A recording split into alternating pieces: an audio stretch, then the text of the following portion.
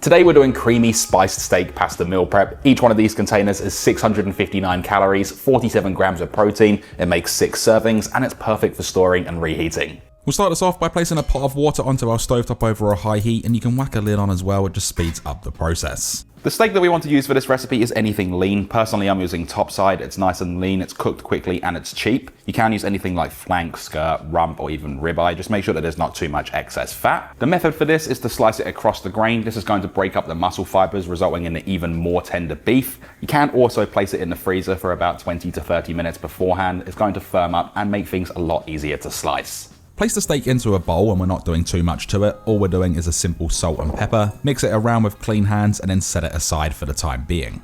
For our sauce, we're going to need some garlic. This is 6 cloves of freshly peeled garlic. All we're doing is running along a microplane to create a paste. You can also roughly chop it or thinly slice, but because we're making a quick sauce, I do recommend using that paste, and you're going to get the best flavor out of doing so.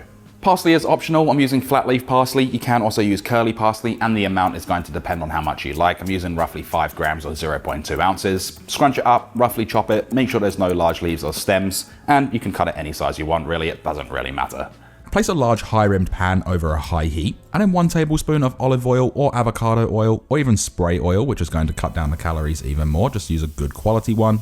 Add in the steak, doing so in batches so we don't overcrowd the pan. Let it sit for about 30 seconds and then mix it around. I'm going to cook this for a total of about 2 to 2.5 minutes. And all we're looking for is that nice brown golden crust. We don't want to cook this all the way through, otherwise it will become quite tough. Once you have that nice golden sear, we can then remove it from the pan, place it into a bowl, and repeat with the remaining batch. There's no need to add any extra oil here either, as there is still some left over in the pan. When the steak's seared off and the water is at a boil, generously season it with salt, and then we can add in 500 grams or 1.1 pounds of any pasta of your choice. Personally, I'm using rigatoni. You can also use penne. You just want that tubular pasta so it soaks up all of that sauce. Mix it around and cook it for 1 minute less than the packet instructions.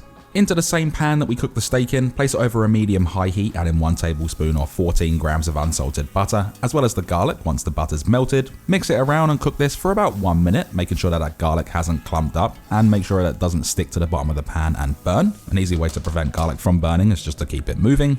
Deglaze the pan with 1/4 cup or 60 milliliters of beef, chicken, or vegetable stock. Personally, I've used chicken stock here. We're going to cook this for about 1 minute just to rip up all of that flavor left behind from the steak. And then 350 milliliters of thickened cream or evaporated milk for lower calories. If you are using evaporated milk, just be careful of the sugar content. And for the spices, we want 2.5 teaspoons of smoked paprika and about 1/4 to 1/2 teaspoon of chili flakes or chili powder, and that is optional, you don't have to use it. Mix this around, make sure that's all combined, bring it up to a simmer, and then we can also season this to taste with a little bit of salt and cracked black pepper. The amounts are completely up to you. Reduce the heat to low and then cook this for about 5 to 6 minutes or until reduced and slightly thickened. At this point, add in 200 grams or 7.05 ounces of washed baby spinach. You don't have to use it, and I have included it in the macros. Mix this around, cook this for about 1.5 to 2 minutes or until wilted. Add in the seared steak along with any resting juices, and at this point the pasta will be perfectly cooked or 1 minute less than the packet instructions. Transfer it into the sauce, and I'm using a kitchen spider just to drain off a little bit of the excess pasta water, but it is okay to bring some of that over as it will help our sauce stick due to the starch. Increase the heat back to medium-high, mix this around and cook it for 1 minute. It's going to help finish off cooking the pasta and also thicken the sauce, coating everything really well. This recipe serves 6. I'm using 750 milliliter containers. I do have a link for them in the description if you're interested, and each portion weight is 400 grams or 14 ounces. An optional topping is some Parmigiano Reggiano or regular Parmesan cheese. You can do it now or do it after you've reheated, or even both if you wanted to. Add over that flat leaf parsley, which is of course optional, and hit it up with a little bit of cracked black pepper.